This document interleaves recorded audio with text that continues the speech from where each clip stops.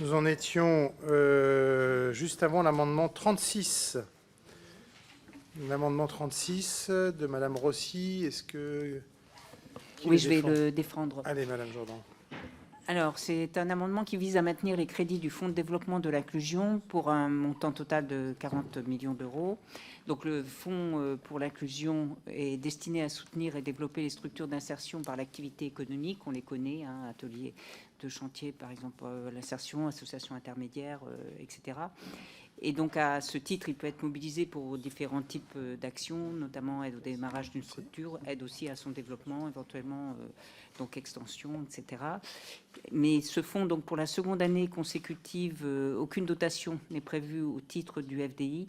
Or, donc, il nous semble indispensable pour soutenir l'ensemble des structures donc d'insertion et d'aide à l'emploi. Merci beaucoup, Monsieur le rapporteur. Bien, merci Monsieur le Président. Effectivement, chers collègues, les structures qui œuvrent pour l'insertion par l'économie font un travail absolument nécessaire, remarquable. Néanmoins, vous parlez de maintenir l'enveloppe. C'est pas de maintenir, là, vous proposez de l'augmenter de 40 millions d'euros. Or, et comme l'a rappelé tout à l'heure la ministre dans son propos liminaire, en matière de crédit pour l'insertion par l'activité économique, ils ont doublé en moins de 10 ans et sont stabilisés dans le PLF 2025 à un niveau encore très élevé de 1,5 milliard d'euros. Donc voilà, je ne remets pas en cause effectivement l'IAE et votre amendement sur l'existence de ces structures d'IAE, mais là, dans le contexte de consolidation budgétaire, il ne me semble pas raisonnable d'augmenter les crédits. Merci. Je vais mettre aux voix donc l'amendement de Madame Rossi avec un avis défavorable du rapporteur qui est pour, qui est contre. Il est rejeté. Monsieur Lioret, il y a deux amendements en discussion commune. Le premier de Monsieur Lioret. Le 68. Merci, Monsieur le Président. Donc, c'est un amendement qui vise à supprimer environ 20% d'autorisation d'engagement sur le programme 102, action 3, sous-action 2, insertion par l'activité économique, concernant les migrants et demandeurs d'asile. Selon des études et rapports sur l'intégration et l'emploi des populations vulnérables menés par France Terre d'Asile et l'Office français de l'immigration et de l'intégration, 15 à 25% des programmes financés par cette sous-action sont destinés exclusivement aux réfugiés et aux migrants. Parmi ces programmes, on notera le programme Sève Emploi qui s'adapte aux besoins des réfugiés et migrants, selon la page officielle du programme. Les ateliers et chantiers d'insertion qui ciblent les réfugiés et migrants en leur offrant des parcours adaptés, incluant des formations linguistiques et un accompagnement pour surmonter les obstacles culturels et administratifs. Je cite. Ou encore le programme CVG Convergence, collectif vers l'accompagnement global, qui s'adresse spécifiquement aux réfugiés et demandeurs d'asile qui peuvent rencontrer des obstacles liés à leur statut administratif et aux migrants en situation de vulnérabilité, souvent confrontés à des défis en matière d'intégration sociale et professionnelle. Merci. Alors, à une heure de crise pour nos finances publiques, et alors que de trop nombreux Français sont en attente d'une aide efficace et d'un véritable soutien dans leur recherche d'emploi, comment peut-on justifier que 15 à 25% des programmes soient destinés aux seules personnes de nationalité étrangère? Ainsi, cet amendement vise à réduire de 20% les fonds de cette sous-action. Merci. Merci. Excusez-moi, on va essayer de tenir la minute. On va essayer de tenir la minute pour pouvoir avancer. Merci beaucoup. Alors, il y a un deuxième amendement proche qui ne va pas dans le même sens, mais en tout cas de Madame Godard. Je ne sais pas qui le défend. Non, proche parce qu'il concerne le même programme, pardon. Mais j'ai dit qu'il n'allait pas dans le même sens. Ah oui, non. Non, c'est tout simplement, Monsieur le Président, Monsieur le rapporteur, chers collègues, un mouvement de crédit qui vise à augmenter le nombre de postes d'insertion en atelier chantier d'insertion, les ACI. Chacun sait ce que c'est ici. Les ACI sont pourvoyeurs de solutions particulièrement adaptées aux publics les plus éloignés de l'emploi, puisque plus de la moitié des salariés en parcours à leur sein sont bénéficiaires du RSA à leur entrée. Et tout simplement, le budget IAE pour 2025 prévoit une stagnation des moyens dédiés aux ateliers et chantiers d'insertion, reconduisant strictement à l'identique la programmation en nombre d'équivalents temps plein en 2024, comme d'ailleurs en 2023. Et donc, le problème, c'est que sur les 42 257 ETP prévus à ce budget, seuls 40 500 sont réellement déployables sur le territoire. Cet amendement permettra la création de 2270 ETP d'insertion supplémentaire au sein des ACI en 2025 qui bénéficieront à 3000 personnes en parcours d'insertion. 1 minute. Merci, monsieur le rapporteur, sur ces deux amendements. Merci, Monsieur le Président. Alors effectivement, c'est le même objet, mais pas le même sens, puisque le premier amendement veut diminuer les crédits de ce programme, alors que le deuxième veut les augmenter. Concernant le premier, la baisse, je tiens simplement à rappeler que ces programmes ne visent pas, Monsieur Duret, expressément les réfugiés ou les demandeurs d'asile, hein, puisqu'ils s'adressent à des personnes en situation de plus ou moins grande exclusion et qui cumulent malheureusement nombre de freins à l'emploi. Donc voilà, ils ne ciblent pas. Et d'autre part, moi je suis très attaché à l'intégration par le travail, par l'emploi. On est sur des dispositifs qui visent justement à faire de l'insertion, l'intégration par le travail, par l'économie. Et je pense que c'est un bon moyen effectivement d'intégrer tous les publics, y compris les personnes qui arrivent sur notre territoire. Parce qu'une fois qu'on travaille, eh bien, vous savez, on participe à la création de richesses de la nation. C'est une bonne manière de s'intégrer. Et donc, et pour celui qui veut, et pour le deuxième amendement qui vise à augmenter, eh bien, même réponse que tout à l'heure. Je rappelle que tous les crédits liés à l'insertion par l'activité économique dans le PLF 2025 sont préservés et restent à un niveau très élevé de 1,5 milliard d'euros. Une enveloppe, encore une fois, qui a doublé en moins de 10 ans, doublé depuis 2018. Donc, avis défavorable aux deux. Très bien, merci. Je vais mettre aux voix le premier amendement de monsieur Lioret, qui est favorable, qui est contre. Il est rejeté. Le deuxième amendement, numéro 34, de madame... Madame Godard, pardon, qui est favorable, qui est défavorable. Il est... Alors, attendez, si vous pouvez lever la main. Il est rejeté. Oui, alors, je ne sais pas... Qui est pour? Qui est contre? Non, il est rejeté.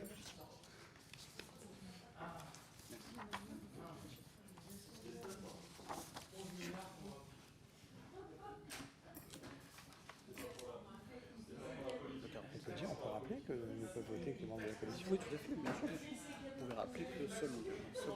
Alors, je voudrais quand même rappeler que, en fait, ne peuvent voter que les membres de la commission. Oui, mais il y en a qui ont switché, qui sont plus membres, etc. Donc,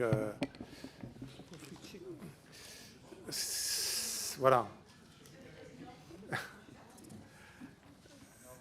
Alors, pardon. Donc, l'amendement 40 de Madame Rossi, toujours, c'est vous qui nous le présentez? Défendu. L'avis du rapporteur? Défavorable. Défavorable, je le mets aux voix. Qui est pour cet amendement? Qui est contre? Il est rejeté. Alors, d'amendements soumis à une discussion thématique. Qu'est-ce que ça veut dire, thématique? On les met ensemble? C'est un peu le même thème. D'accord, ils sont compatibles. Le 41, défendu. Et le 37 de Madame Jourdan. Oui, alors c'est un amendement qui vise à bonifier l'aide au poste des SIAE des territoires d'outre-mer de 10%. Donc les territoires ultramarins présentent de nombreuses caractéristiques qui rendent l'accès au marché de l'emploi difficile, avec les conséquences que l'on connaît, notamment sur la misère sociale. Or, l'IAE, qui joue un rôle fondamental dans ces territoires, bénéficie d'une aide au poste équivalente à celle des territoires métropolitains. Donc cet amendement propose en fait de concrétiser ce qui avait été entériné par le pacte Ambition IAE, remis au gouvernement lors du précédent quinquennat, qui proposait une bonification d'aide au poste des SIAE présentes dans les QPV et les DOM. Donc nous proposons une enveloppe de plus de 8 millions d'euros. Très bien, merci. Alors, sur ces deux amendements, quel est l'avis du rapporteur? Même réponse pour tous ces amendements concernant l'insertion par l'activité économique. Encore une fois, ce sont des dispositifs qui ont fait leurs preuves, effectivement, mais encore une fois, l'enveloppe budgétaire de 1,5 milliard d'euros consacrée à ces différents dispositifs d'insertion dans le PLF 2025 devrait suffire pour accompagner les publics les plus éloignés de l'emploi. Merci, donc avis défavorable. Défavorable. Alors, sur l'amendement 41 de Mme Rossi, qui est pour, qui est contre, il est rejeté. L'amendement 37 de Mme Jourdan, même vote, même avis. Non. Qui est pour? Qui est contre? Alors, attendez, parce qu'il y a 1, 2, 3, 4, 5. Et qui est pour, vous me dites? 1, 2, 3, 4, 5. Je crois que vous êtes... Non, vous n'êtes pas... On me dit que vous avez switché hier, mais pas aujourd'hui. Ah. Bon, bref, allez, on va l'adopter. Mais je ne suis pas très sûr de ça. Hein?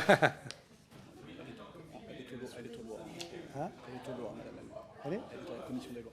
Vous êtes à la commission des lois ce soir. Mais on est très heureux de vous accueillir. Attendez, c'est pas le sujet. Hein. Hein? Donc on est sur une égalité de vote là. Hein. Quand il y a égalité, donc il est rejeté. Non, mais j'ai pas voté. Il y a égalité de vote, donc il est rejeté l'amendement. Non, je suis désolé, je veux pas faire le procédurier pour le procédurier, mais on a des règles, il faut les respecter. Le 46 de Madame Rossi. Il s'agit d'augmenter donc l'aide au poste pour les associations intermédiaires en passant donc de 1 588 € actuellement à 3 176 € pour un montant total donc de à peine 30 millions d'euros. Quel est l'avis du rapporteur? Avis défavorable. Défavorable. Qui est pour cet amendement? Qui est contre? Il est rejeté. Alors ensuite, on a l'amendement le 108 de Monsieur Clouet. Alors, je vais quand même les défendre, même si, bien sûr, mais même si je non, suis plus attendez. commissaire. Et si ça vous convient, Monsieur le Président, je vais défendre les deux amendements qui se suivent.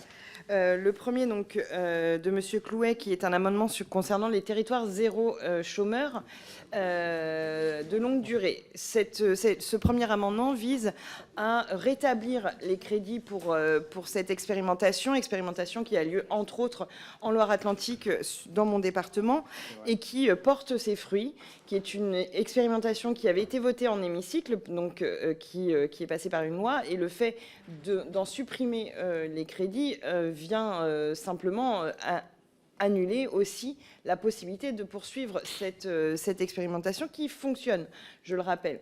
Et donc le deuxième amendement, c'est tout simplement pour même renforcer ce dispositif, pour pouvoir aller plus loin, pour pouvoir le déployer et pour ramener effectivement les personnes les plus éloignées de l'emploi. Et c'était d'ailleurs un objectif affiché par la ministre tout à l'heure, de dire que ces personnes qui sont sans emploi de façon prolongée et pour des raisons souvent bien indépendantes de leur volonté, sont au mieux accompagnées pour retrouver un emploi, voire même on leur crée des emplois sur mesure. C'est très très efficace comme dispositif. Merci beaucoup. Donc vous avez présenté le 108, le 107. Je peux peut-être appeler l'amendement 73 de Madame Taillé-Pollan. Oui, très rapidement, c'est le même type d'amendement. Les budgets, effectivement, augmentent en 2024 de 1,15%, mais on estime que c'est largement insuffisant au vu de l'augmentation de la très grande pauvreté et du grand nombre de chômeurs de longue durée qu'il faut accompagner. Donc la différence de l'amendement, c'est que là, on fait passer le budget de 80 millions à 89 millions, donc c'est un petit peu moins que les amendements précédents. Merci. Quel est l'avis du rapporteur sur ces trois amendements? Alors, l'avis du rapporteur sera un avis défavorable. Donc, à travers ces trois amendements, on aborde le dispositif que l'on connaît bien dans certains de nos territoires, le territoire zéro chômeur, justement. L'un et l'autre, vous proposez d'augmenter les crédits de ce programme, pour certains même jusqu'à 34 millions d'euros supplémentaires. Je tiens à vous rappeler les uns et les autres la trajectoire j'ai envie de dire, dynamique, voire exponentielle de cette expérimentation. On a démarré à 15 millions d'euros en 2017 et nous sommes cette année à 80 millions. 2017-2024, on est passé de 15 à 80 millions, ce qui montre bien que l'État, le gouvernement, a largement soutenu ce dispositif qui, certes, effectivement, obtient des résultats, mais dont on peut dire objectivement que le coût d'accompagnement d'un salarié au sein de ce dispositif est quand même très élevé. Donc, ce que nous proposons dans le PLF 2025, c'est de stabiliser la dotation au territoire zéro chômeur à la hauteur de ce qui était l'année dernière. Rappelez-vous l'année dernière, puisque le territoire zéro chômeur avait, mené beaucoup d'actions pour sensibiliser les députés et avait obtenu une rallonge supplémentaire de 10 millions d'euros déjà l'année dernière. Donc la trajectoire est de 15 à 80 millions d'euros à 5 ans. Donc cette année, je propose de stabiliser le montant. Merci. Donc, avis défavorable. Aux 3 amendements. Très bien. Il y a une discussion. Monsieur Di Filippo a demandé la parole. Merci, Monsieur le Président. Le corollaire d'une telle réforme, on peut considérer, y compris dans notre philosophie, qu'augmenter les moyens pour que les personnes reviennent plus vite vers l'emploi là, ne serait pas forcément une mauvaise chose, même si, comme l'a dit le rapporteur, ils augmentent. Mais le corollaire, ça serait qu'en face de ça, il y ait une réforme du chômage qui aille à son terme et qui permette de faire des économies sur l'indemnisation du chômage pour avoir un effet incitatif d'un autre côté, notamment pour les personnes les moins éloignés de l'emploi. Et comme l'a dit alors la précédente oratrice, que je ne vois plus, Madame Amiot, eh bien, elle a dit les personnes sont au chômage souvent contre leur volonté ou indépendamment de leur volonté. Ça veut dire qu'elle-même, son inconscient en tout cas a parlé et rejoint nos positions, estime qu'il y a des situations dans lesquelles les personnes se maintiennent volontairement dans le chômage ou l'inactivité. Donc nous devons en priorité lutter contre ces situations. Merci Madame Le Nabour. Merci Monsieur le Président. Moi je voudrais juste dire qu'il y a une nouvelle étude scientifique qui va permettre d'en savoir un petit peu plus sur l'efficacité de ce dispositif et le rapport ne sera rendu qu'en 2025.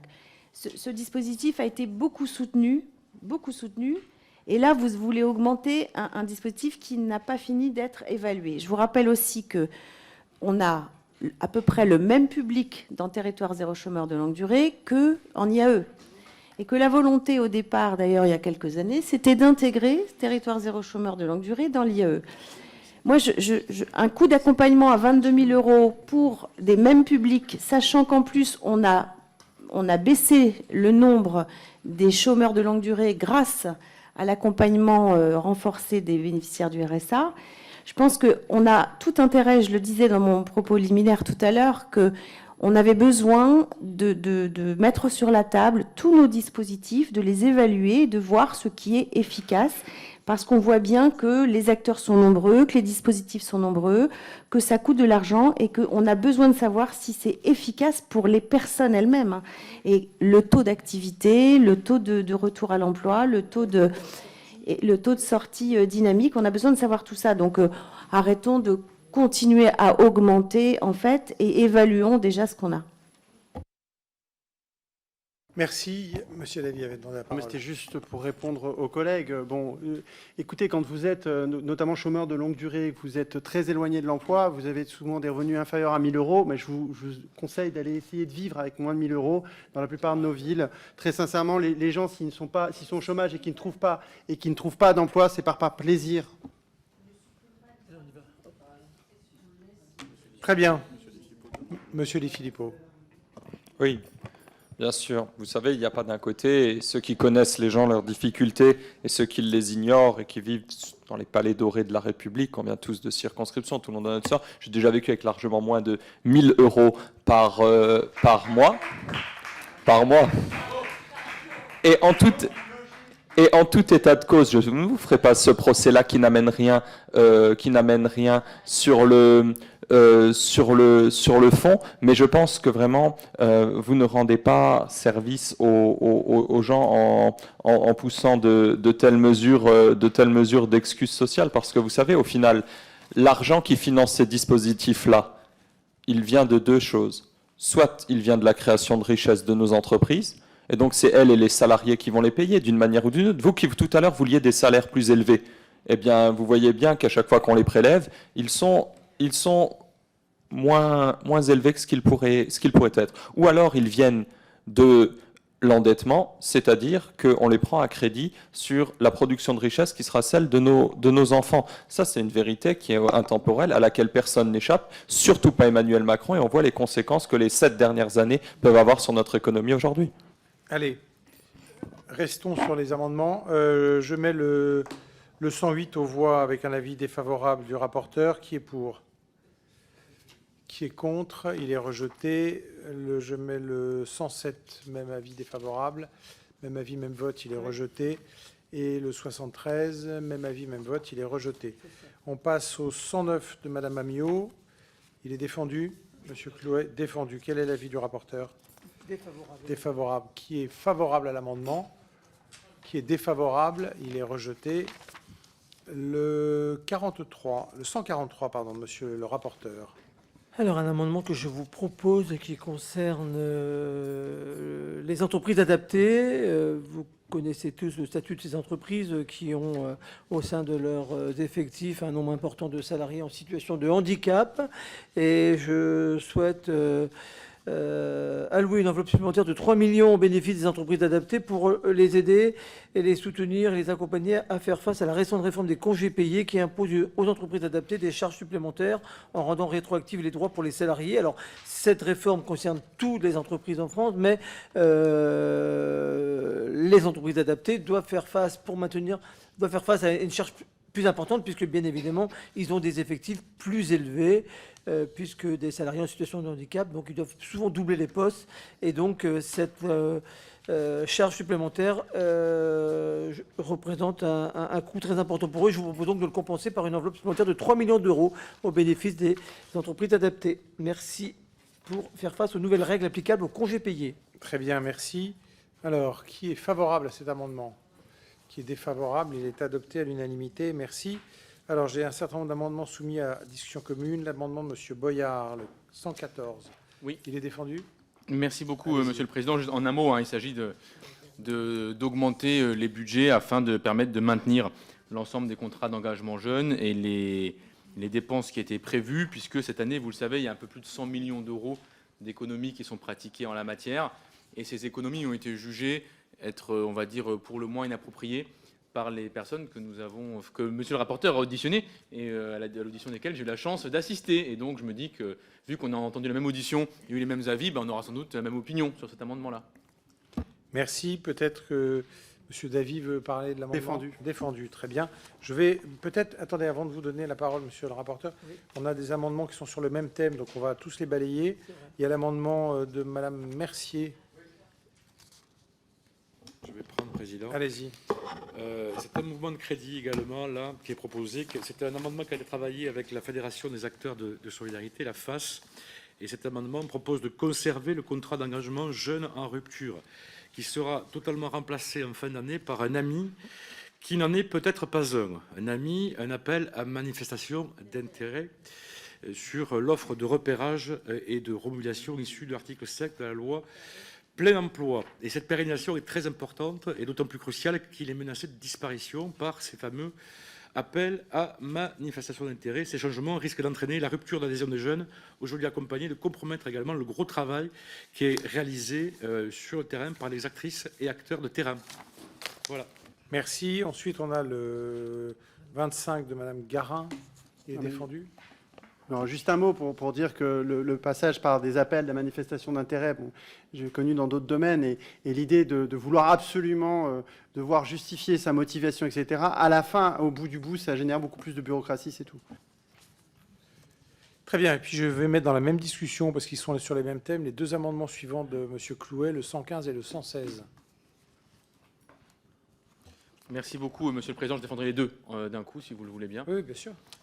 Alors, allons-y. Le premier, il s'agit tout simplement de limiter à 1 an la durée pendant laquelle un débiteur peut demander le remboursement des sommes qui auraient été versées de manière erronée à un allocataire de l'allocation de CEJ, parce qu'on sait bien que les parcours s'organisent sur le temps assez long, et quand il y a plus de 12 mois de décalage pour faire un rappel de fonds, ça nous semble largement excessif. Là aussi, ça a été évoqué durant les auditions, d'autant plus que c'est assez rare, et je pense qu'on a les moyens aujourd'hui de demander la restitution des sommes indues en moins de 12 mois, et si c'est en plus de 12 mois, c'est vraiment un problème administratif et bureaucratique qui ne doit pas peser sur l'allocataire. Et le deuxième, le 116, il vise à abonder le fonds pour permettre de mettre fin à deux effets de seuil qui nous semblent tout à fait détestables. Le premier, c'est celui du foyer fiscal, c'est-à-dire quand vous êtes rattaché à un foyer fiscal et que vous êtes bénéficiaire de la CEJ, même si il suffit que le foyer fiscal soit imposable, même s'il est sous seuil de pauvreté, par exemple avec un nombre de personnes dans le foyer, pour que vous ayez un abattement de 30 à 40%, et donc pour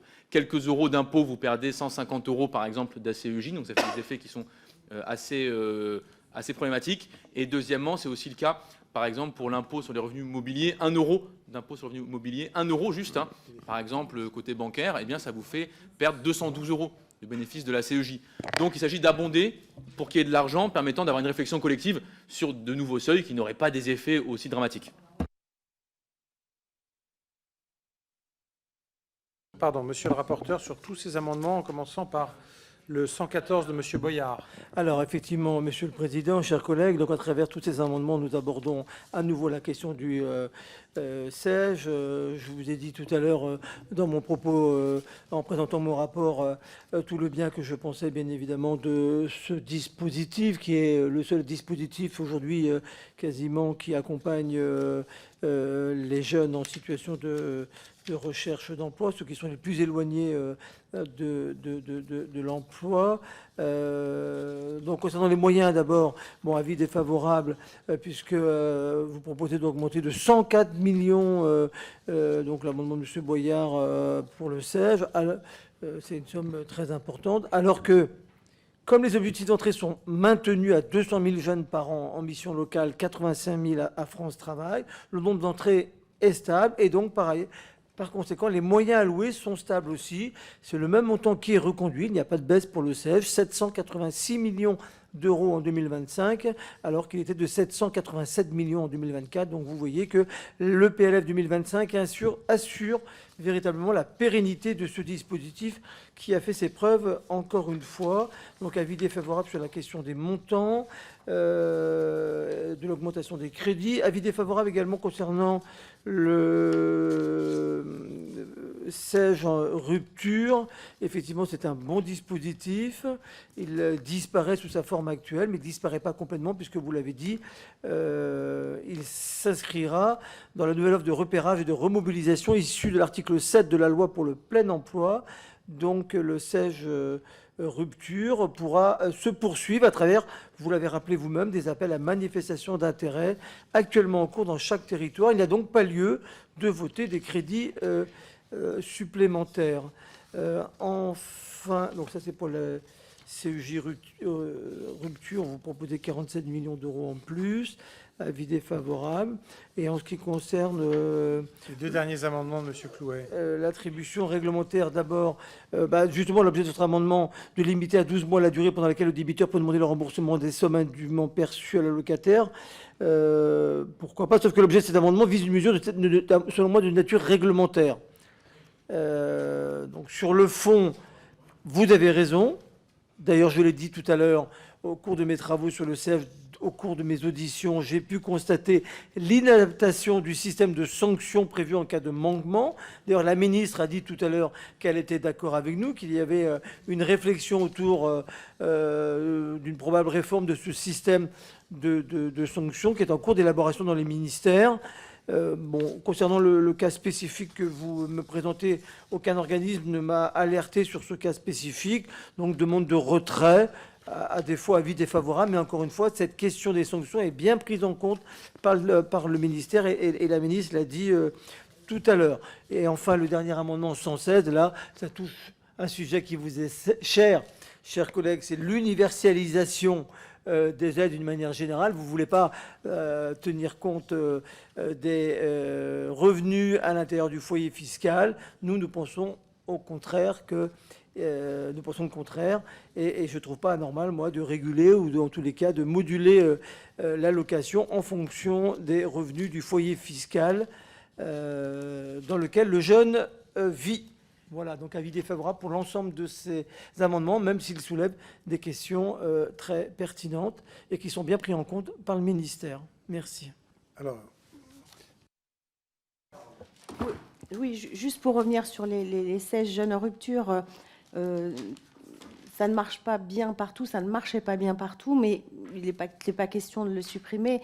Alors, de toute façon, on passe à un AMI, mais c'était un appel à projet dans le cadre du plan d'investissement dans les compétences. Hein. On est à peu près sur le même sujet d'appel à projet. Ça a été voté dans la loi plein emploi et nous avons ouvert, en fait, la possibilité à des privés comme à des publics, hein, des associations, de pouvoir être éligibles à cette AMI pour repérer, remobiliser. Je crois qu'il faut attendre de voir un petit peu comment ça va se passer. C'est aux côtés des acteurs du réseau pour l'emploi. ce qui est intéressant et ce qu'a fait aussi la DGFP, c'est de maintenir des projets qui existaient et qui étaient efficaces dans le repérage et la remobilisation des jeunes. Et puis pour les sujets que vous évoquez, je crois que l'Union nationale des missions locales travaille suffisamment avec le gouvernement pour évoquer le sujet de ces effets de seuil, effectivement, et le sujet des indus. Donc, bon, ce sera des sujets à traiter entre le réseau et la ministre. Très bien, merci beaucoup. Alors, je vais mettre aux voix ces amendements qui touchent au même sujet, même s'ils sont de nature différente. D'abord, le 114 de M. Boyard, qui est favorable, qui est contre. Il est rejeté. Le 63 de Mme Taillé-Polian, même avis, même vote. Il est rejeté. Le 4 de Mme Mercier, même avis, même vote. Rejeté. L'amendement de Mme Garin, le 25, même avis, même vote. Il est rejeté. Le 115, malgré la question pertinente qu'il pose, avis défavorable. Non, il y avait un avis de retrait. Il y a une demande de retrait. Il y a une demande de retrait. Donc, qui est favorable au 115? Qui est favorable? Qui est contre? Il est rejeté. Et le 116, même avis, même vote, il est rejeté. Merci. On passe à l'amendement de M. Clouet, toujours, le 106. Et peut-être vous pouvez parler du 105 derrière, qui est déposé par Mme Mamio. Oui, c'est vrai, vous avez tout à fait raison, Monsieur le Président, puisque ces deux amendements ont un objectif commun, à savoir récupérer un petit peu de la somme qui me paraît excessive, qui est aujourd'hui versée en aide pour les employeurs d'apprentis, puisque, on le sait, si on prend toutes les aides ensemble, on additionne tous les montants d'aides, c'est-à-dire les aides pour l'embauche, les exonérations, etc., on est à 25 milliards d'euros versés pour l'embauche d'apprentis. Ça fait des investissements par apprenti supérieurs à ceux des étudiantes et étudiants en fac, alors qu'il faudrait que ce soit à peu près égal pour que tout le monde ait le choix de son parcours et soit accompagné tout au long. Ces aides, elles sont régulièrement légitimes lorsqu'elles accompagnent un employeur qui assure un souci de formation d'un jeune ou d'une jeune sur un poste de travail.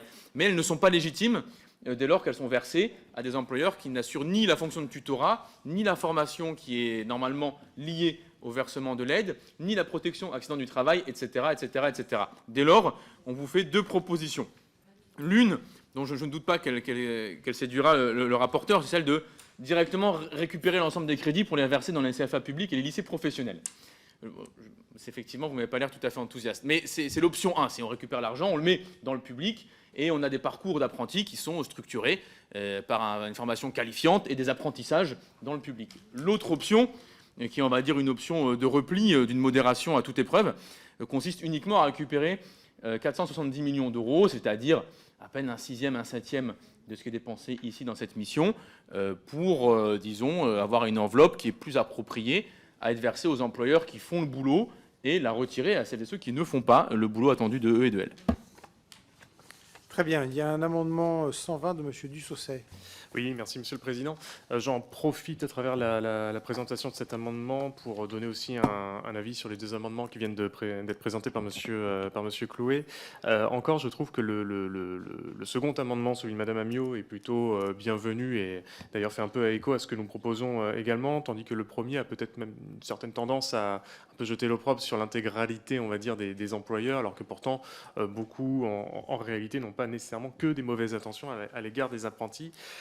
Donc évidemment, nous on s'inscrit dans cet effort collectif qui est également porté par le gouvernement, mais en proposant donc des pistes concernant l'apprentissage et donc en demandant à ce que les efforts soient portés, comme on a eu l'occasion de le dire dans les précédentes conversations et discussions, autour des niveaux 6 et 7 de l'apprentissage et concernant les entreprises de plus de 250 salariés, le but étant évidemment d'éviter les effets d'aubaine, alors que l'apprentissage a totalement rempli le défi de l'attractivité. Maintenant, le but est de remplir le défi de l'efficacité et c'est tout l'objet de cet amendement. Je vous remercie. Monsieur le rapporteur, quel est votre avis sur ces trois amendements? Alors, sur ces trois amendements qui concernent effectivement l'apprentissage, ils sont différents. Le premier, de M. Clouet, propose purement et simplement de supprimer l'apprentissage en France. En tous les cas, toutes les aides aux entreprises françaises. Quasiment, alors que les deux autres proposent de modifier les critères. Alors, sur l'apprentissage, nous l'avons dit tout à l'heure, la ministre nous l'a rappelé, pour un grand nombre, ou un certain nombre d'entre nous, c'est une grande fierté de voir l'apprentissage enfin avoir trouvé son public en France et avoir véritablement, depuis 2017, connaître un succès important. On a triplé le nombre d'apprentis depuis 2017. On a atteint pour la première fois 1 million d'apprentis dans notre pays, et nous considérons effectivement que c'est un bon moyen d'insertion, un bon moyen d'intégration, de valoriser le travail, quel que soit les niveaux d'études. C'est parfois même un moyen d'ascenseur social, c'est un moyen de financer les études, et puis c'est surtout un mode d'apprentissage de savoir en pratiquant l'alternance à la fois en entreprise et dans un centre de formation. Donc nous défendons l'apprentissage, donc c'est un avis défavorable pour M. Clouet qui veut supprimer toutes les aides à l'apprentissage. Et concernant les deux autres amendements, eh bien, je vous renvoie à ce que nous disait tout à l'heure la ministre. Il y a en ce moment une réflexion autour des critères, effectivement, de la modulation. C'est pour ça que les crédits baissent. Je vous invite encore une fois à faire des propositions, peut-être par un courrier, une intervention auprès de la ministre. Elle vous l'a dit. Les arbitrages vont se faire dans les jours, les semaines très proches. Effectivement, les discussions sont autour de la régulation, soit autour de la taille de l'entreprise, soit autour du niveau de diplôme, notamment. Voilà, donc avis défavorable, puisque tout ça sera décidé par voie réglementaire, même si la ministre, encore une fois, est preneur de tous vos propositions. Donc avis défavorable sur les trois. Merci, Monsieur le Président. Très bien, merci. Ah, pardon, Monsieur Davy. Oui, non, un mot quand même. Alors sur l'apprentissage, je pense qu'il mériterait un grand débat national. Bon, moi, j'ai fait un rapport pour avis de la commission des affaires culturelles, donc pour le volet université et vie étudiante l'an dernier, et j'ai fait porter ça sur le privé dans le supérieur. Et en fait, c'est très lié. Il y a une explosion du privé dans le supérieur et qui est très, très liée à l'apprentissage. Bon. Et en fait, il y a des effets d'aubaine à la fois pour les entreprises, mais des effets d'aubaine aussi pour un certain nombre de boîtes comme Galileo qui font du beurre sur la formation dans le supérieur. Donc, il y a un vrai souci sur l'explosion de l'apprentissage. D'abord, en plus, ça dilue la nécessaire réflexion sur la distinction entre compétences et qualifications. Et pour beaucoup de jeunes, ils pensent que parce qu'ils sont passés dans l'entreprise, ils ont le savoir, alors qu'en fait, il faut bien dissocier les deux. Bon. Donc, du coup, je trouve quand même que le premier amendement va trop loin, parce que je pense qu'on a besoin d'apprentissage, notamment pour les niveaux inférieurs. C'est dans les niveaux 6 et 7 que moi je suis quand même assez dubitatif. Néanmoins, je suis favorable à l'amendement suivant de ma collègue Amiot. Mais réellement, on a vraiment besoin d'un débat sérieux sur l'apprentissage. Monsieur Dussoset. Oui, je rejoins totalement ce qui vient d'être dit, parce que c'est vrai que lorsqu'on parle des effets d'aubaine, il y a évidemment les effets d'aubaine d'abord pour les employeurs et un certain nombre d'entreprises. Et c'est vrai que le fait d'aller cibler des entreprises avec énormément de salariés eh bien, permet de se dire que ce seraient des entreprises qui, dans une bonne santé économique, pourraient embaucher, pourraient avoir des CDD ou même, dans l'idéal, des CDI. Et donc, il faut éviter ces effets d'aubaine. Mais il y a aussi des effets d'aubaine du côté des formateurs, avec parfois, et on le voit surtout particulièrement en ce qui concerne les masters, où on voit parfois des formations qui sont données et qui ne reposent sur pas grand-chose, avec des temps passés à l'école et avec des formations qui laissent quand même beaucoup à méditer, et le tout ensuite pour une traduction concrète dans le monde du travail qui laisse encore une fois à méditer. Donc je vous renouvelle l'invitation à soutenir notre amendement. Très bien. Monsieur Davy, à nouveau, juste un petit point quand même que vous sachiez, France Compétences est aussi en déficit, j'ai oublié de vous le dire, de près de 10 milliards. Et il y a un vrai souci de financement. Et c'est pour ça que le gouvernement a raison, se pose quand même la question de la viabilité du système. Donc, on est bien d'accord, des amendements défavorables à ces trois amendements? Oui. Des avis, pardon, défavorables? Oui, Monsieur le Président. Donc, je vais les mettre aux voix. Le 106 de Monsieur Clouet, qui est favorable? Ben voilà, bon, allez, il est rejeté. Le 105 de Madame Amiot, qui est favorable, qui est défavorable, il est rejeté. Et le 120 de Monsieur Dussoset, qui est favorable, qui est défavorable, il est rejeté aussi. On a ensuite un amendement 85, il n'est pas défendu. Une série d'amendements qui concernent le même thème, mais il y en a trois. Le 69 de Monsieur Lioret. Oui, Monsieur le Président, c'est un amendement qui vise à la suppression des fonds de trois dispositifs publics, entrepreneuriat quartier 2030, le programme HOPE et le projet 100% inclusion. Concernant l'entrepreneuriat quartier 2030, il y a peu de données concrètes démontrant une amélioration significative et durable de l'activité économique locale. Concernant le dispositif O, pour sa part, il vise à favoriser l'intégration des réfugiés et demandeurs d'asile dans le marché du travail pour un coût annuel de 23 millions d'euros. Et nous pensons que la priorité doit être de garantir des emplois aux Français les plus en difficulté, y compris les personnes sans emploi depuis longtemps, ne vous en déplaise. Enfin, le projet 100% inclusion coûte chaque année 100 millions d'euros. Il prétend soutenir l'insertion professionnelle des personnes éloignées de l'emploi dans les quartiers prioritaires de la ville. Cependant, ce programme souffre des mêmes lacunes que le précédent, en misant sur des zones et des populations ciblées de manière artificielle, sans réelle stratégie d'ensemble. Donc, nous proposons la suppression de ces dotations, de ces crédits. Monsieur Dussaucet pour l'amendement suivant. Il est défendu. Il est défendu. Et on a un amendement de Madame Godard. Est-ce qu'il est défendu?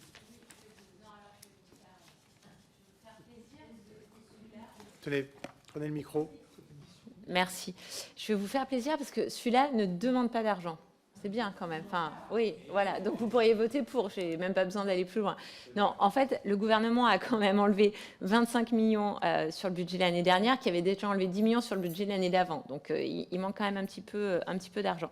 Et donc là, en fait, on vous propose juste d'abonder la dotation donc, du PIC IAE de ces 25 millions d'euros supplémentaires. En fait, on les prend au programme 103 et enfin, c'est pour le programme 103 et on les enlève du programme 155 qui est sur le personnel transversaux et de soutien. Voilà, donc en fait, c'est un petit jeu magique d'écriture et on redonne un peu de souffle, notamment pour l'IAE qui en a bien besoin. Très bien. Merci. Je vais demander à monsieur le rapporteur son avis sur ces trois amendements. Alors, il ne me semble pas que ce soit une discussion commune, ce sont des amendements différents. Il y a les deux premiers, effectivement, de monsieur Liouret et de monsieur Dussaucet, à qui je donne un avis défavorable. Parce que tout simplement le dispositif HOP a, comment dire, vraiment donné des résultats. On observe un taux de 72,5% de sorties en emploi en fin de parcours. 56% des bénéficiaires sortent même dès 6 mois et sont pour 40% d'entre eux en CDI. C'est vrai que le dispositif HOP vise à favoriser l'intégration des réfugiés et des demandeurs d'asile sur le marché du travail. Et encore une fois, je considère, moi, on peut avoir une discussion sur la politique migratoire en France, mais je considère vraiment que le travail est une source d'intégration pour les personnes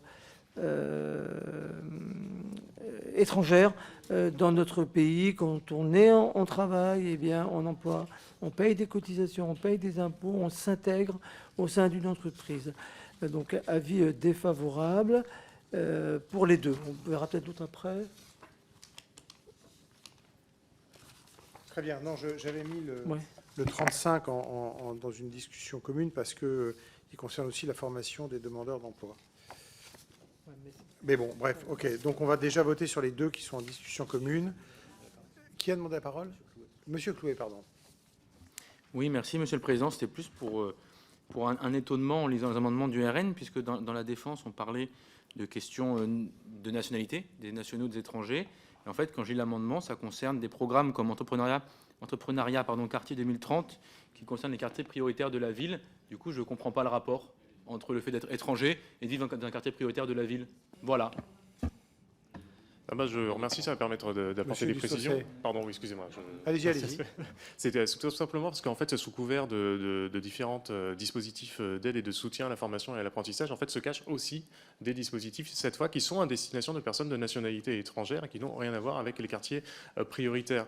Donc le problème, en fait, il est là, c'est que tout n'est pas malheureusement totalement transparent, et donc c'est pour ça que d'ailleurs, on ne s'attaque pas à l'intégralité du dispositif, mais à la partie qui est dédiée aux personnes de nationalité étrangère, parce qu'on estime en effet que la solidarité doit d'abord être nationale, mais je sais très bien que nous avons un différent de conception là-dessus. Très bien, je vais mettre ces deux amendements aux voix avec un avis défavorable du rapporteur. Le 69, qui est pour? Qui est contre? Il est rejeté. Le 122, même avis, même vote, il est rejeté. Donc on en revient au 35 de Madame Godard. Voilà, et donc c'est un avis défavorable pour les mêmes raisons que tout à l'heure, puisque là on est à nouveau dans le domaine, le secteur de l'insertion par l'activité économique. Je rappelle que les crédits pour l'IAE sont stabilisés dans le PLF 2025 à un niveau de 1,5 milliard d'euros, niveau qui a déjà doublé en quelques années. Par ailleurs, les expérimentations en IAE, convergence seront poursuivies et amplifiées dans le cadre du pacte des solidarités avec un budget de 23,7 millions d'euros, donc un budget en progression. Donc voilà, je considère que l'enveloppe allouée globalement à l'insertion est plutôt réaliste et assez ambitieuse encore en 2025, donc avis défavorable. Merci. Qui est favorable à l'amendement? Qui est défavorable? Il est rejeté. Merci. Alors ensuite, nous avons un amendement numéro 104 de M. Clouet.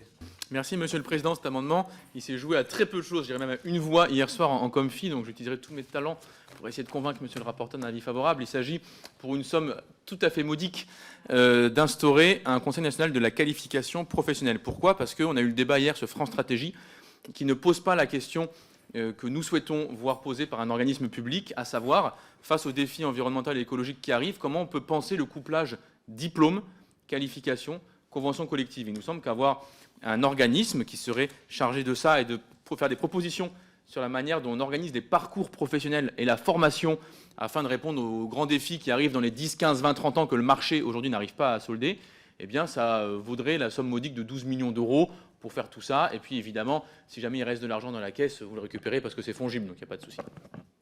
Merci. Quel est l'avis du rapporteur? L'avis du rapporteur est défavorable, cher collègue Adrien Clouet. Vous parlez d'une somme modique, 12 millions d'euros quand même.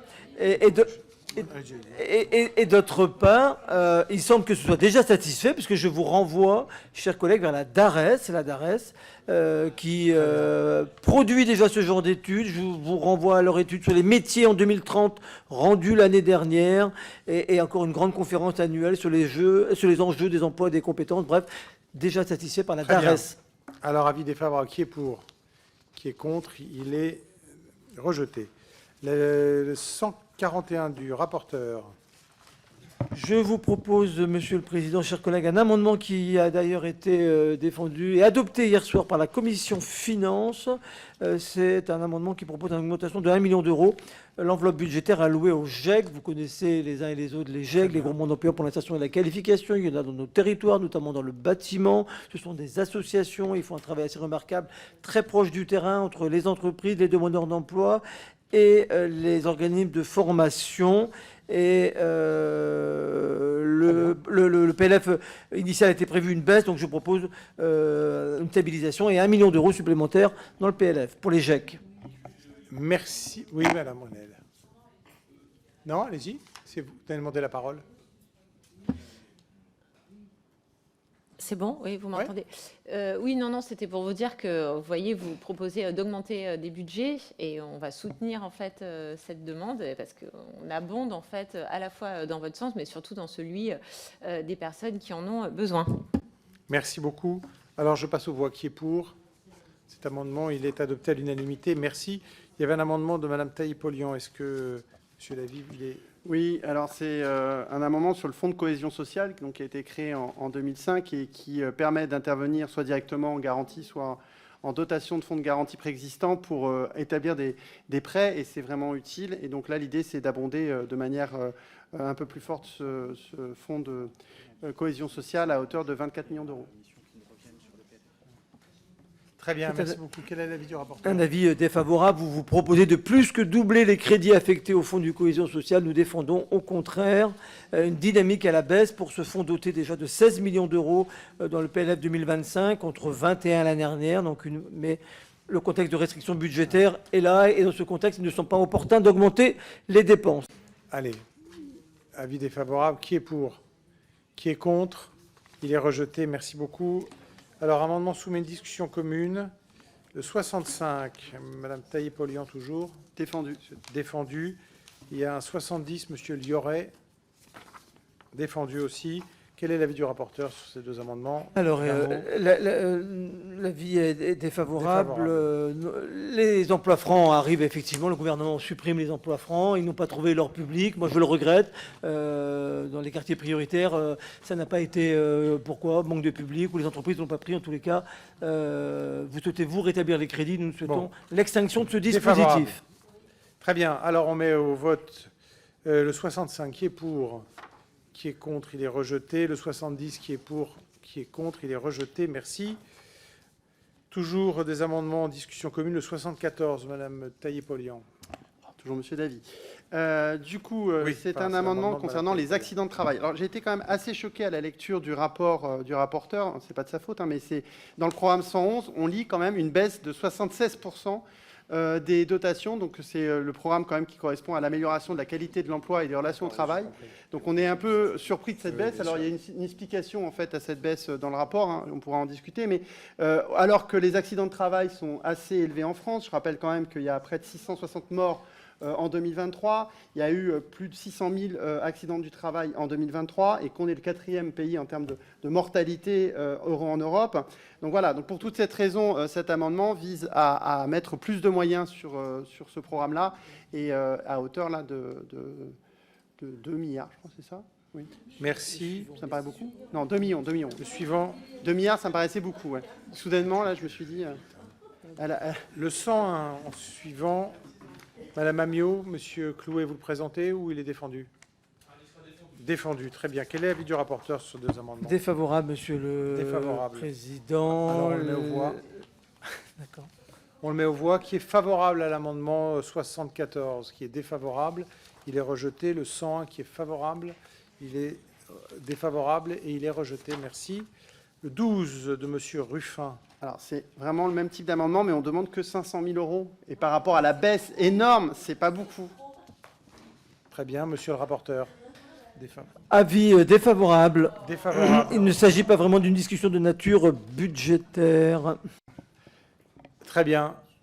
Monsieur Di Filippo, vous dire un mot, oui? Oui, bien sûr. Je veux bien constater qu'il y a des problèmes en termes de médecine du travail, de la même manière qu'il y a des problèmes dans tous les aspects de la médecine et de la démographie médicale, mais avec 500 000 €, je ne vois pas bien l'impact que vous pensez avoir sur ces choses-là, même en parcourant de manière approfondie l'exposé des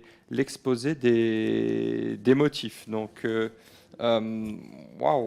c'est sans doute symbolique, ça appelle à la discussion, mais au-delà du constat, ça n'aurait aucun effet. Très bien, avec un avis défavorable, je mets cet amendement aux voix. Qui est pour? Qui est contre? Il est rejeté. L'amendement 77 de Madame Taillé-Polian. Alors, c'est encore un peu un amendement d'appel, on est bien d'accord. En plus, ça, c'est à 1 € symbolique. 1 €, bon. Donc là, franchement... Bon, gratuit dans un an. Alors, l'idée, c'est de reconnaître le syndrome d'épuisement professionnel. Voilà, et donc c'est juste ça, c'est beaucoup discuté, et ça fait partie des risques psychosociaux au travail qui sont importants. Monsieur le rapport. Pardon, avis défavorable, Monsieur le Président. Alors, sur cet avis défavorable, qui est pour l'amendement? Qui est contre? Il est rejeté, merci. Le 14 de Monsieur Ruffin. Défendu. Quel est l'avis du rapporteur? Défavorable. Défavorable. Qui est pour le 14? Qui est contre? Il est rejeté. Nous avons des amendements concernant le financement de l'ANACT mis en discussion commune. Le 75 de Mme Taillé-Polian. Défendu. Défendu. Madame Amiot, le 103. Oui, Monsieur écoutez, tout à l'heure, j'espérais qu'un petit amendement à 500 000 €, ça passerait comme ça discrètement. Donc, autant les défendre en deux mots. Bon, il s'agit, avec 7 millions d'euros ici, de permettre... Non, mais attendez, il n'y a pas des milliards. On est 7 millions, on est tranquille. Il s'agit d'avoir une dotation dans l'ANACT qui permettent à l'ANACT d'abord de compenser les réductions budgétaires qu'elle a pu subir sur plusieurs années et surtout d'avoir les moyens de mener les travaux qu'elle souhaite, c'est-à-dire étudier l'impact notamment de l'intelligence artificielle sur le travail, des nouveaux process de production, etc. etc. Et ils estiment qu'il leur faut quelques millions et qu'avec ça, ils sauront mener à bien la tâche de prévision, de prévoyance et de protection sur les conditions de travail. Avis défavorable, Monsieur le Président. Chers collègues, je l'ai dit tout à l'heure, l'ANACT bénéficie dans le PLF 2005 d'un maintien de son budget. Donc il n'y a pas de baisse des crédits pour l'ANACT. Très bien, alors je mets l'amendement 75 avec un avis défavorable aux voix. Qui est pour? Qui est contre? Il est rejeté. Le 103 de la même manière, il est rejeté aussi. Amendement soumis à une discussion commune toujours, le 13 de M. Ruffin. Oui, donc là, l'idée, c'est de renforcer en fait les inspecteurs du travail qui étaient au nombre de 2249 en 2010 et plus que 1700 en 2022. Donc là, l'idée, c'est il y a une perte sèche de 550 agents en 12 ans. Et s'il y a moins d'inspecteurs du travail, on peut se dire qu'il y a moins de contrôle. S'il y a moins de contrôle, il y a forcément plus de soucis dans les entreprises. Et c'est pour ça que si on veut améliorer la qualité de vie au travail, une bonne chose, c'est d'augmenter le nombre d'inspecteurs du travail. C'est assez simple. Très bien, c'est un amendement identique de Mme Taillé-Polian, donc il est défendu de la même manière.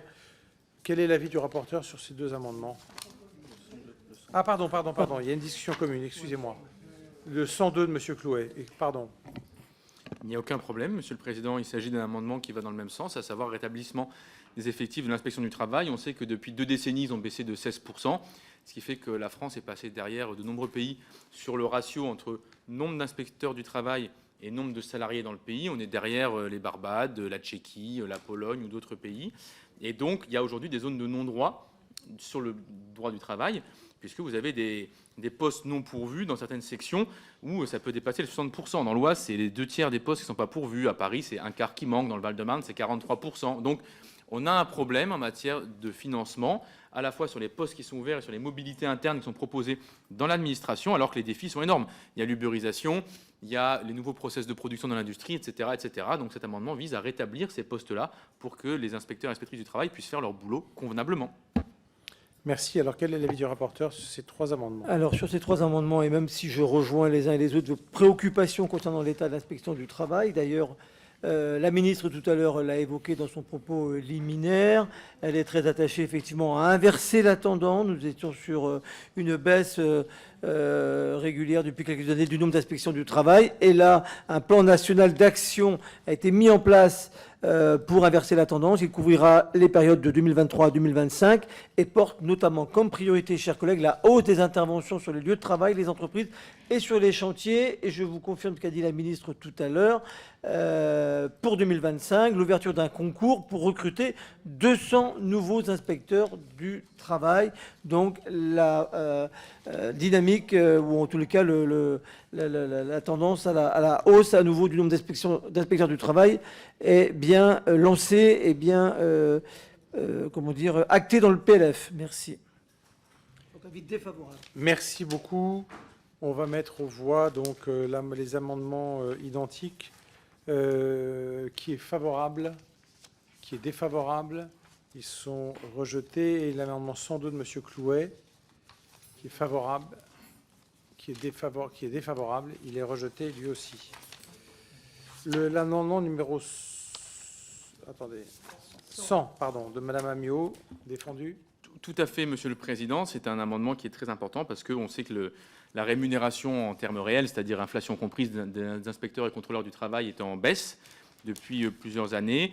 Le salaire à certains échelons démarre seulement à quelques centaines d'euros du SMIC. Et ça explique aussi parfois une difficulté dans les mobilités internes à attirer vers l'inspection du travail des personnes qui souhaiteraient faire ce métier. Et donc, on demande les moyens pour rémunérer correctement l'inspection du travail.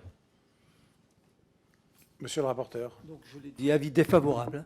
Très bien. Qui est favorable à cet amendement? Qui est défavorable? Il est rejeté. Merci.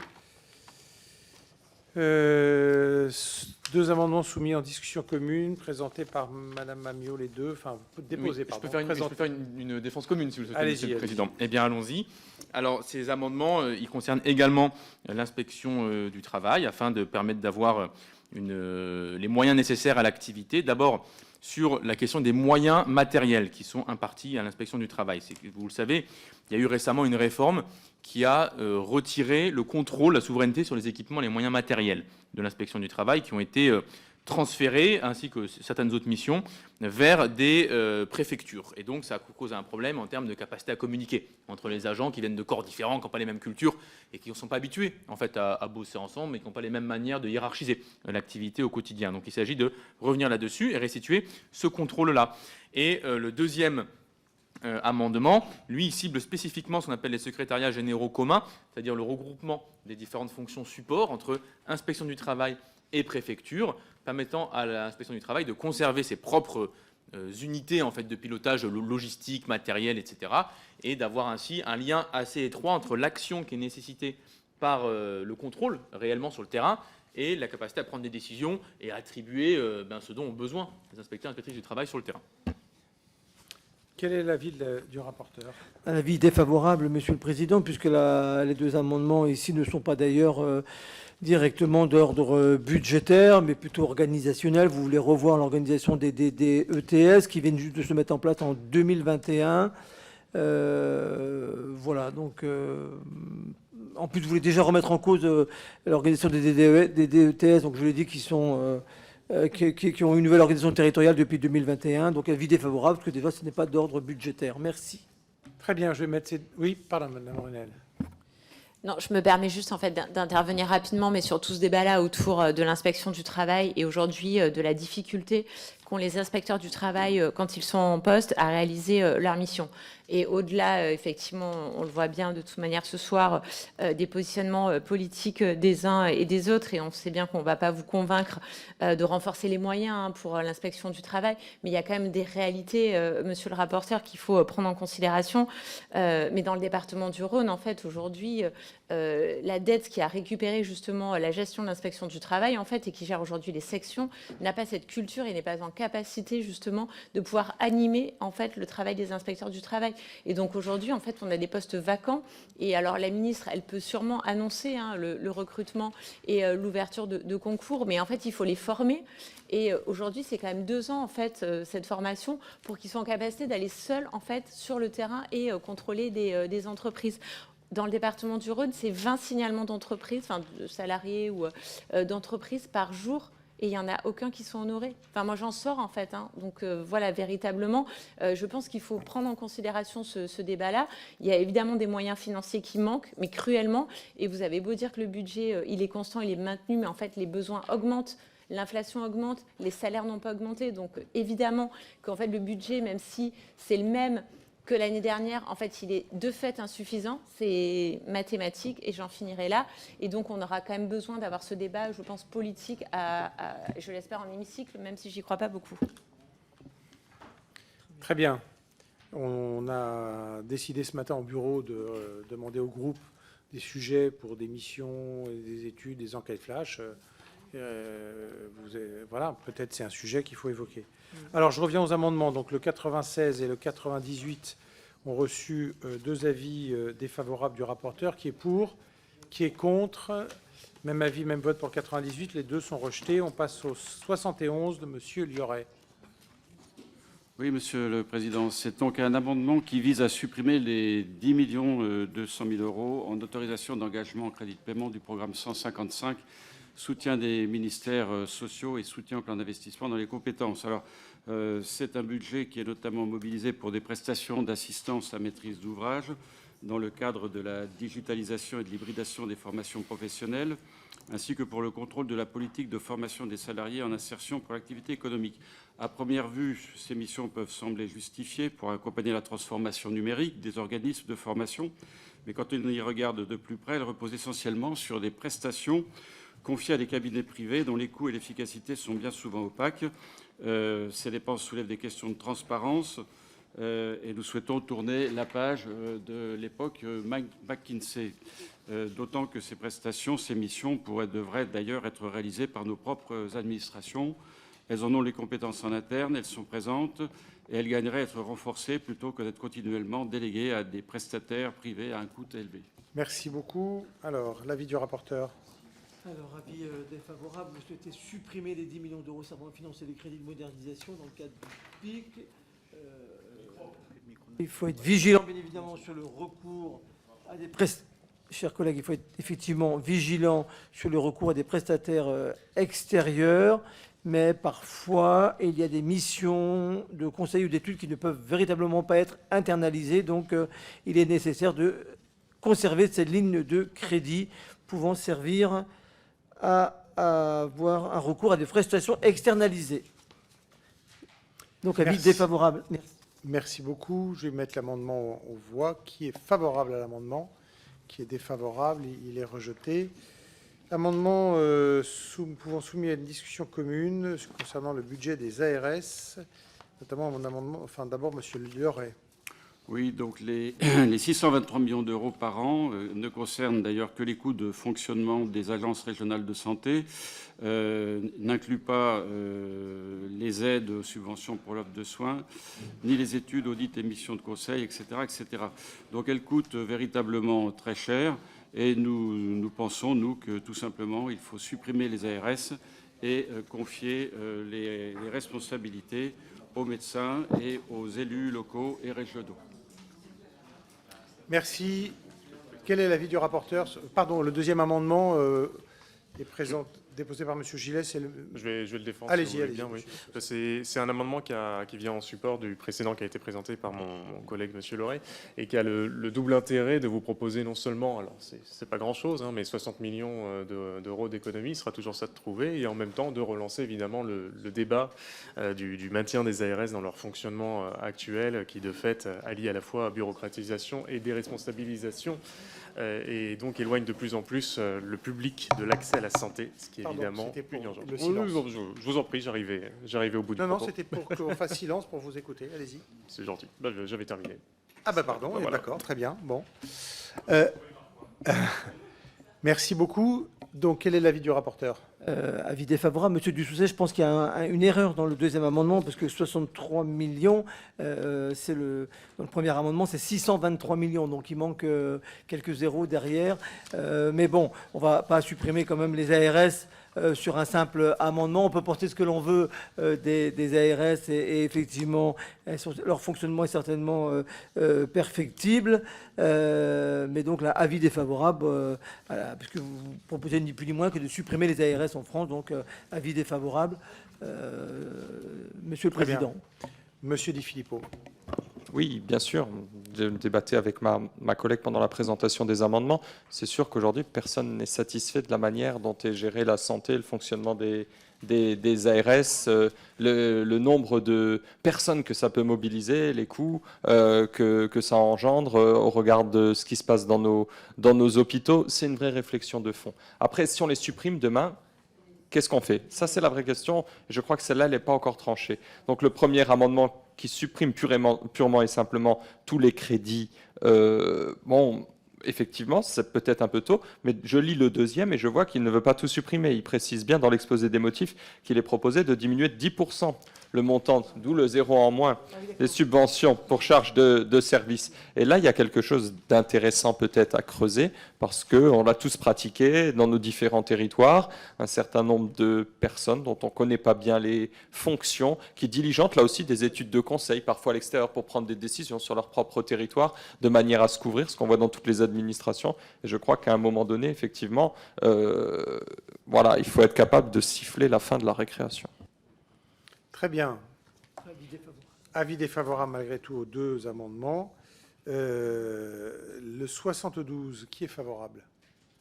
Qui est défavorable? Il est rejeté. Le 119, qui est favorable? Qui est défavorable? Il est rejeté aussi. Nous avons un amendement 94 de M. Clouet. Défendu. Non, Monsieur le Président, on arrive à la fin, c'est un moment un peu de se parler, on passe un bon moment ensemble. Oui. Tout à l'heure, Monsieur le rapporteur a évoqué l'importance de la DARES pour mener des travaux. Oui, eh bien, on je vous ai même pris pas au besoin mot. d'une Vous voyez. prolongée, monsieur. Pardon? Ce soir, on n'aura même pas besoin d'une prolongée. Oui, bah, encore que, hein, si vous voulez, je peux tous me les... Bref. Ah, Mais, une minute. Ne dites pas ça. Vas-y.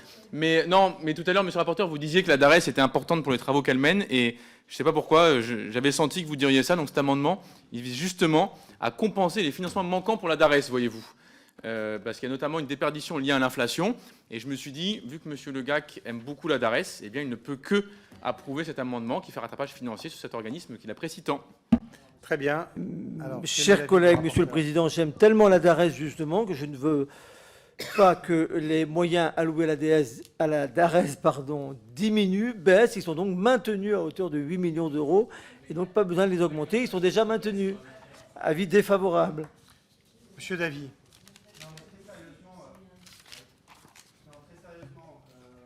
Ah, Ça y est. très sérieusement, je pense que c'est un sujet important. C'est un sujet important sur la DARES, mais sur beaucoup d'autres de nos institutions. On ne peut pas débattre démocratiquement si on n'a pas de faits rigoureux qui sont faits par des institutions. Et je ne sais plus quand je me suis retrouvé à débattre avec le ministère du fonctionnement des universités lors d'un rapport d'avis. Il me disait on n'est que 6 et on ne sait pas trop vous répondre parce qu'on n'est pas assez nombreux dans le ministère pour vous répondre. Là, la DARES nous donne énormément de chiffres, énormément de données qui sont extrêmement utiles au débat public. On a besoin d'avoir des fonctionnaires qui travaillent rigoureusement, parce que sinon, après, c'est les fake news. On a l'élection de Trump aujourd'hui, je suis assez solennel là-dessus, mais il ne faut pas qu'on perde ces outils qui sont absolument fondamentaux dans notre État. Et monsieur le rapporteur, quand il y a une inflation de 1,8% et que les budgets sont constants, il y a une baisse de 1,8%. Non, mais vous avez raison sur l'utilité de la DARES. D'ailleurs, l'année 2025, je le rappelle à tout le monde, sera marquée par des nouveaux travaux entrepris par la DARES. Il y aura une nouvelle édition de leur enquête sur les conditions de travail, sur les risques psychosociaux. Il y aura aussi une réalisation d'une opération de testing pour mesurer les discriminations à l'embauche, à l'encontre des seniors. Également, la préparation de la prochaine enquête sur la surveillance des expositions des salariés aux risques professionnels. Donc, vous voyez, la DARES a bien un programme de travail pour 2025 et dans l'enveloppe qui leur est allouée, stabilisée de 8 millions d'euros. Merci. Oui, Mme Ginel.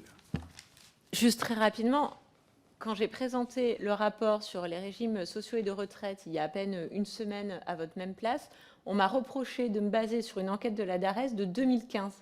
Or, c'est la dernière et la seule enquête en fait actualisée et qui j'utilise toujours. 2015, il n'y en a pas d'autres en fait. Donc bon, 2015-2025, c'est 10 ans quand même. Voilà, donc des moyens supplémentaires, ce serait pas déconnant. Monsieur Clouet.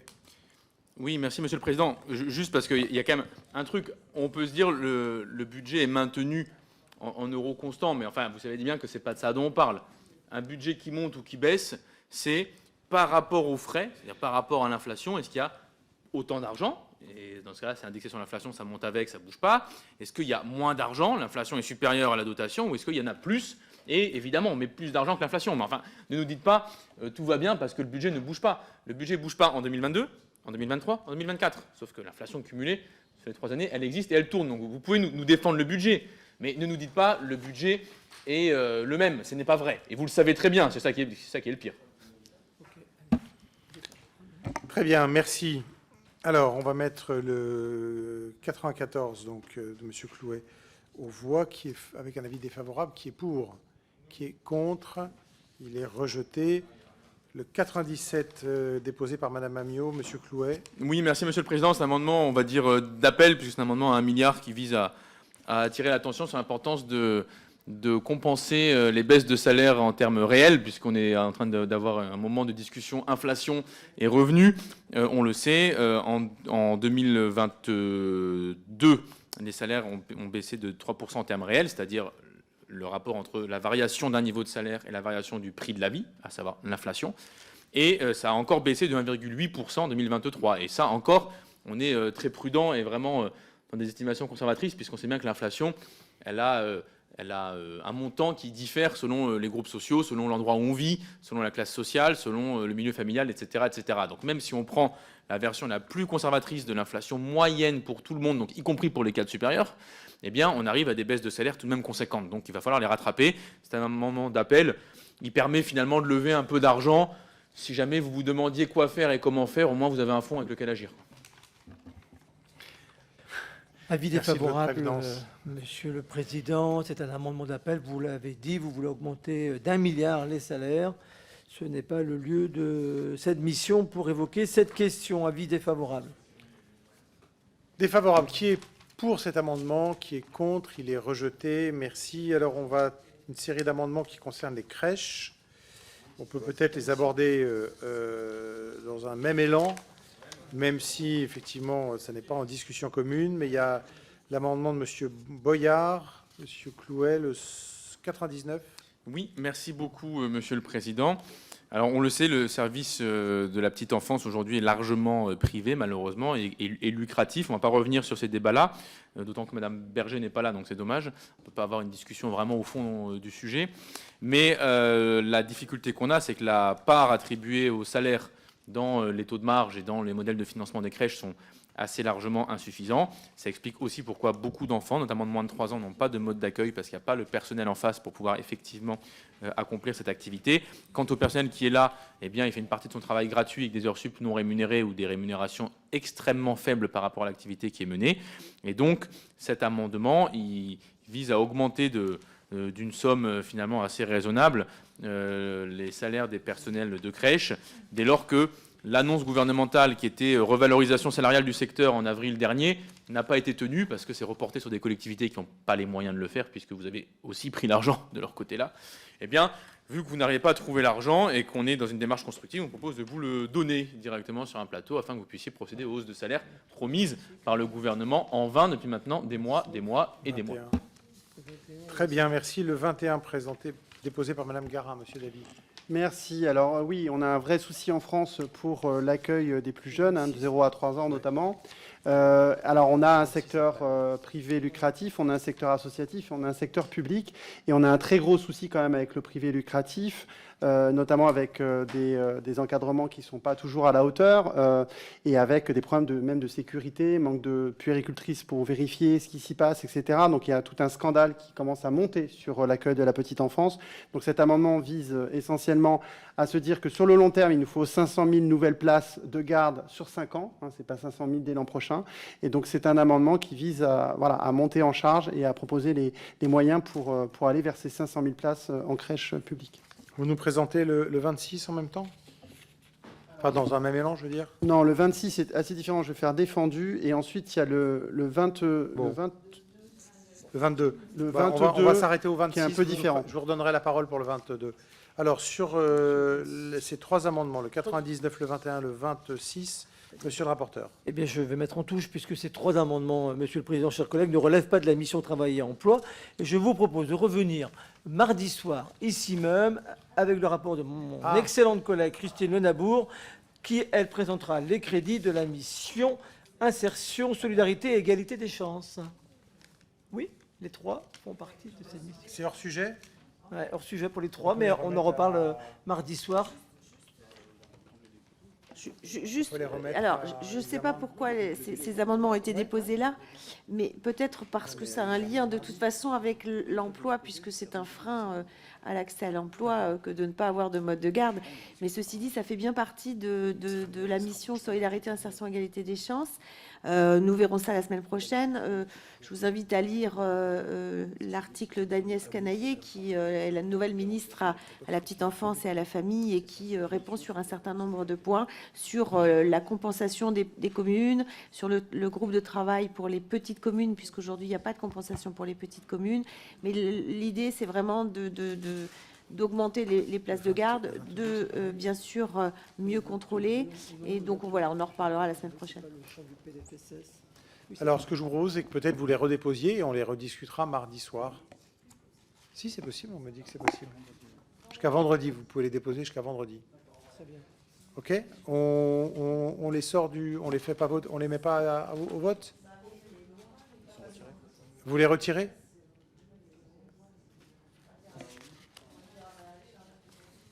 Ou on les met au vote, hein. Avis défavorable parce que hors sujet. Qui est favorable à ces amendements? Qui est défavorable? Ils sont rejetés, même avis, même vote, 3 fois. Bon, puis vous les redéposez, ok. On a 22, Madame Garin, toujours. Oui, donc là, c'est un petit peu différent. Attendez, on me dit que le sujet est le même. Non, c'est pas le même sujet, mais là... Alors, attendez, on va laisser le présenter. Allez-y, pardon. Ouais, c'est pour allonger le durée de congé parentalité. Donc, je ne sais pas s'il faut aussi le déplacer ou pas. Monsieur le rapporteur. Oui, merci, Monsieur le Président. Excusez-moi. Non, chers collègues, là, pour le coup, cela ne relève pas du champ du PLFSS. Cela relève du champ du PLFSS et non pas de la mission Travail et Emploi.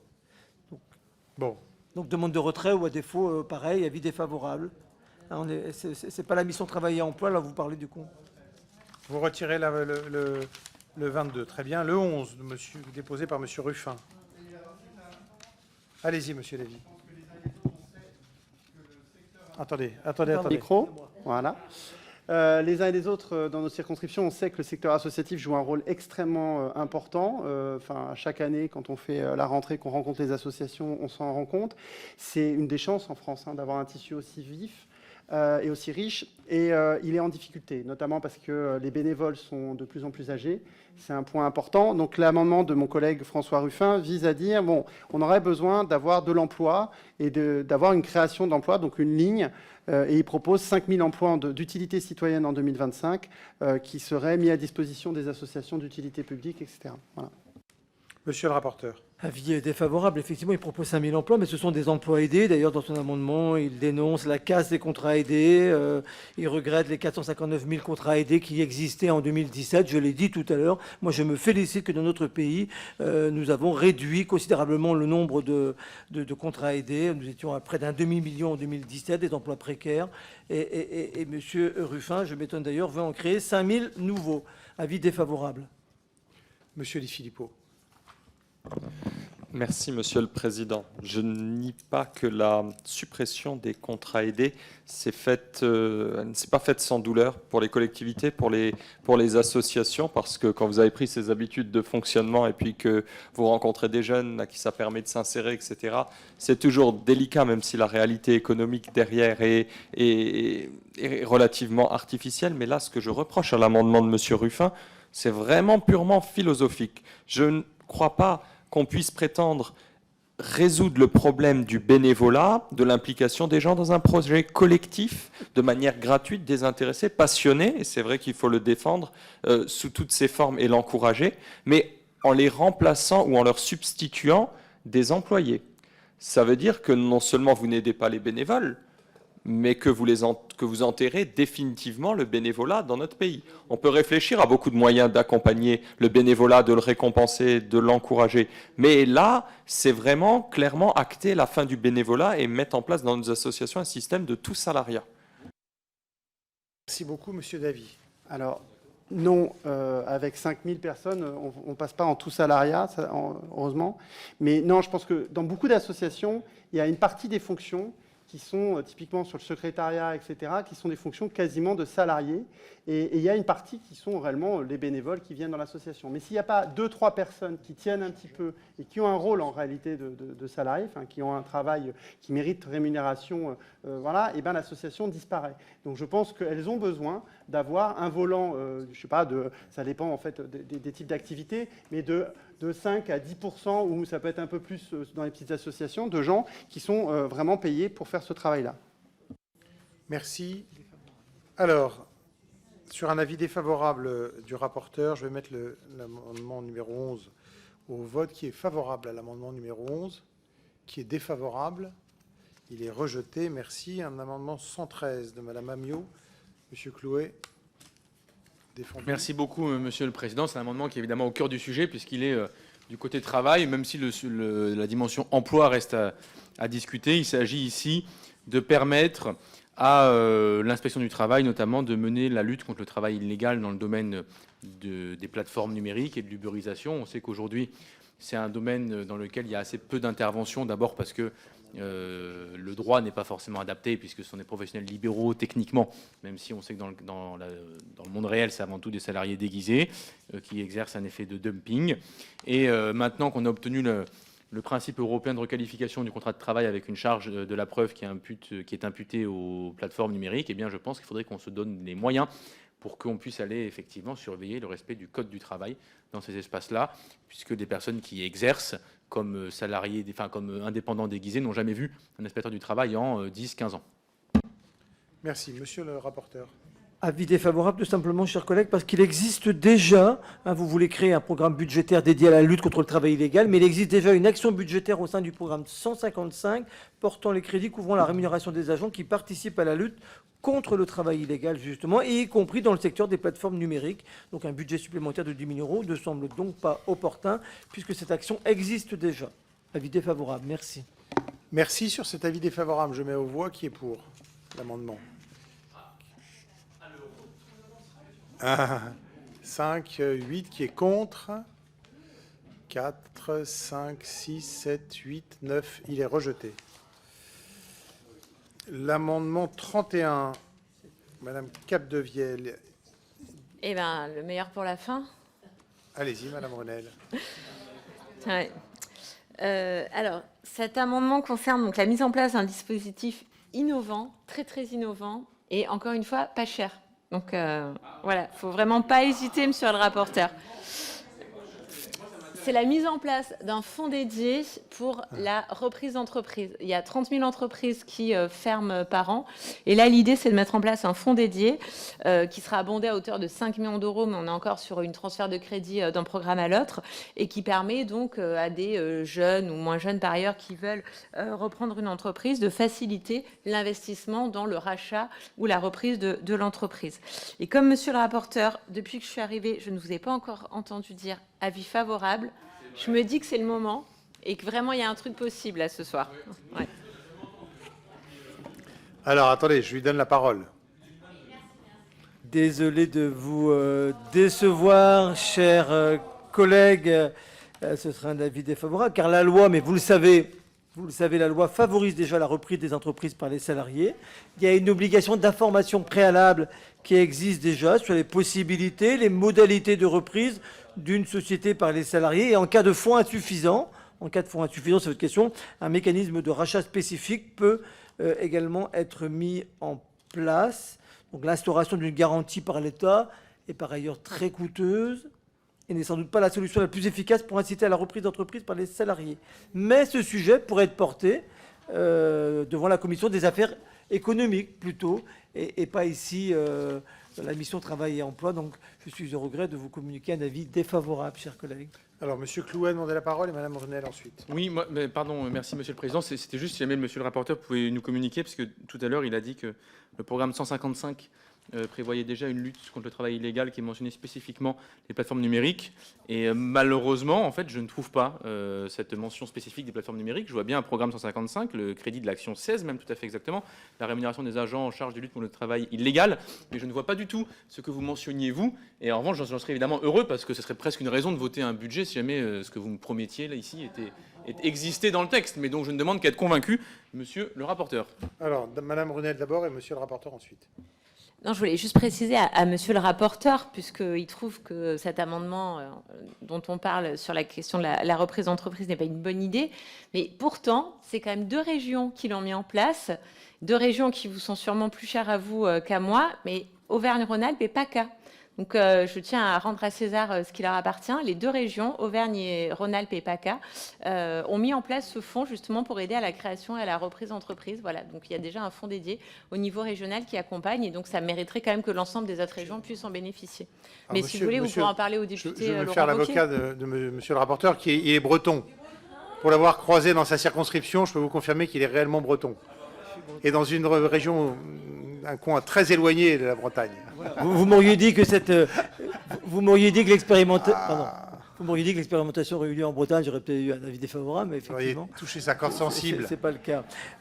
Et quant à, donc je maintiens mon avis défavorable. Et quant à Adrien Clouet, je n'ai pas dit qu'il y avait un programme spécifique pour lutter contre le travail illégal dans le secteur des plateformes numériques. J'ai dit qu'il y avait une action budgétaire au sein du programme 55 qui porte les crédits couvrant la rémunération des agents qui participent à la lutte, dont les secteurs des plateformes numériques, y compris les secteurs. Y compris, oui. Ah, mais, les plateformes le travail illégal partout, quoi. Bon, attendez. Bon. Allez. Attendez. C'est pas parce que c'est le dernier amendement qu'il faut qu'on parte comme ça. Alors, je vais mettre dans 10 minutes la buvette. Vous pourrez continuer à discuter tranquillement autour d'un verre d'eau ou d'un verre d'eau gazeuse. Alors, je vais mettre l'amendement aux voix avec un avis défavorable du rapporteur qui est favorable à l'amendement.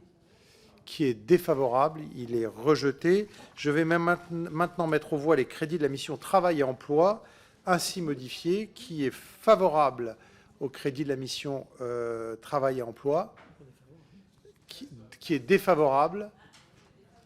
Alors, attendez, 1, 2, 3, 4, 5, 6, 7, 8, 1, 2, 3. Attendez, je suis perdu là. 1, 2, 3 et 3 et 8. Qui est favorable. 9. Donc c'est adopté. Nous avons, attendez, il y a encore quelques amendements. À l'état G, à l'article 45, c'est la liste des objectifs et des indicateurs de performance. Il y a un amendement de M. Dussosset, le 121. Oui, je vais aller vite. Ça se concerne le Fonds national pour l'emploi et la formation, qui est d'ailleurs bien monté pour le coup, puisqu'il était parti de 7,2 millions à 958 millions en 2022, et qui a vu d'ailleurs pas mal de ses missions d'accompagnement être diversifiées. On est passé des entreprises en mutation économique aux salariés en activité partielle pendant la période Covid, la transition écologique, le numérique, et maintenant l'employabilité des seniors. Et donc forcément, aussi bien la montée en gamme, la multiplication des missions peuvent poser un peu des questions sur, on va dire, la garantie que les fonds soient bien utilisés et qu'ils soient bien efficaces. Et c'est donc pour ça qu'on vous propose, à travers cet amendement, d'ajouter donc un indicateur solide, à savoir en ajoutant le nombre de seniors ou de retraités engagés au FNE formation. Merci, monsieur le rapporteur. Bon, il n'est sans doute pas inintéressant de connaître le profil effectivement des bénéficiaires du FNE formation.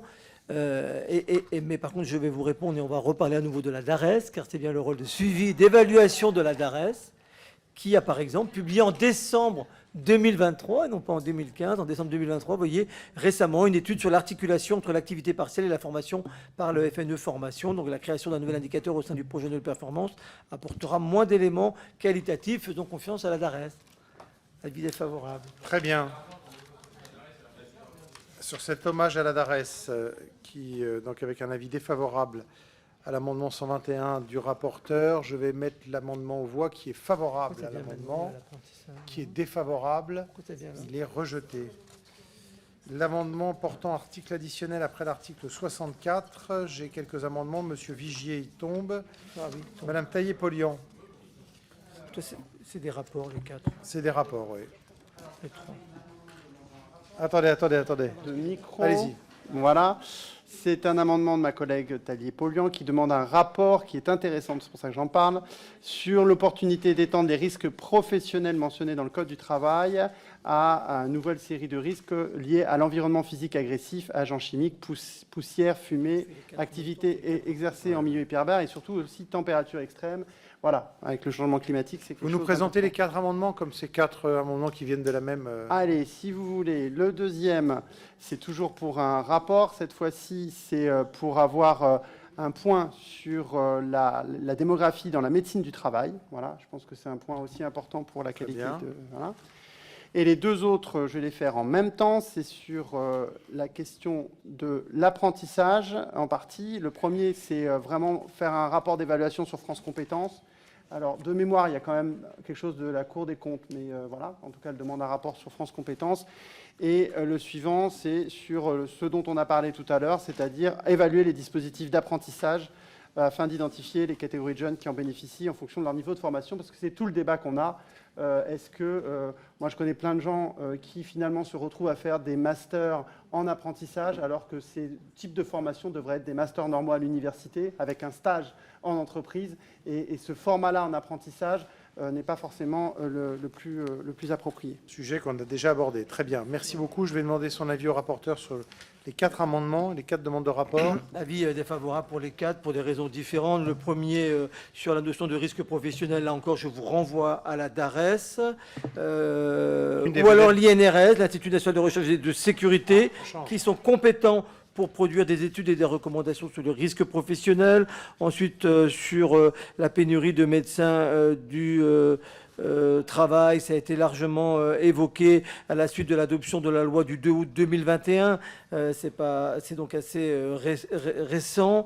Le gouvernement a indiqué d'autres pistes de réflexion comme la simplification des dispositifs de reconversion vers la médecine du travail.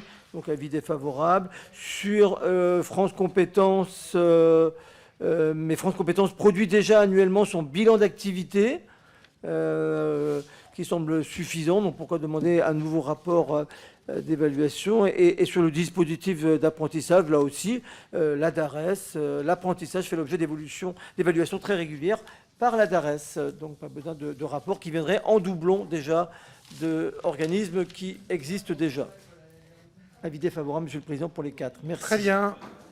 Alors, sur ces 4 avis défavorables, je vais mettre aux voix le premier amendement, le 83, le 80, qui est favorable, qui est défavorable, il est rejeté. Le 82, même avis, même vote, il est rejeté. Le 83, même avis, même vote, il est rejeté. Et le 84, même avis, même vote. Il est rejeté aussi. On en a terminé pour les amendements. Merci pour votre présence et ces débats constructifs. À mardi, Monsieur le Président. Bonne soirée, bonne nuit et à très vite.